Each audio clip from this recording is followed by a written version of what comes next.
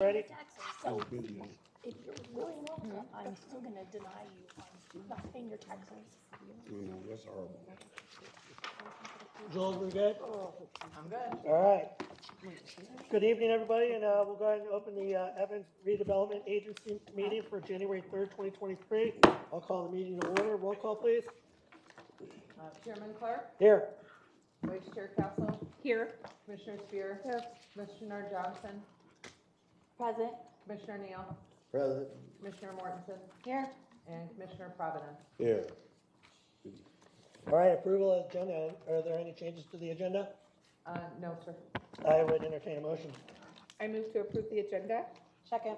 Motion is second to approve the agenda. All those in favor signify by saying aye. Aye. All opposed, nay. Motion passes. Consent agenda, item number 1, approval of the December 20th, 2022 Evans Redevelopment Agency meeting minutes. Entertain a motion. I move to approve the consent agenda. Second. I have a motion, a second to approve the consent agenda. All those in favor signify by saying aye. Aye. All opposed, nay. Motion passes. Moving on, new business. Item number 2, second amendment to purchase and sale agreement with Flexible Evans 2 LLC. We'll hear from staff. Yes, Mr. Chairman and Commissioners, as you know, back in June, you approved the original purchase and sale agreement with Flexible Real Estate for the southwest corner of US 85 and 31st Street, approximately 5.5 acres there. What's presented before you this evening is a proposed second amendment to that purchase and sale agreement for your consideration. Allison Moding, our Economic Development Director, will describe what's in this and bring it to your consideration. Yep, thank you, Randy. So this second amendment is primarily intended to extend our purchase and sale agreement by 45 days. The original agreement had 2 extensions, and this would be the 3rd extension since we've already invoked the first 2. Part of the need for the additional time extension has to do with the some additional engineering work that we've done as we are getting deeper into the utility requirements for the site. So specifically the need for the lift station that we discussed at our last meeting. And as an added bonus, it puts us more in sync with the McDonald's plan and their process. And so the amendment would take us out to, I believe, February 23rd. Don't quote me on that. I know it's in my, February 23rd. And then we would close at that time. The buyer would then turn around and close with McDonald's shortly thereafter. The second piece in the amendment has to do with our discussion of a potential 4th, sorry. You turned it off. Oh, Yeah, I did. you can turn it off. Here, watch out. Has to do with the potential 4th lot development. So it essentially is just acknowledging that we would allow an alternative use on parcel 3 that would be potentially a retail tire auto repair shop.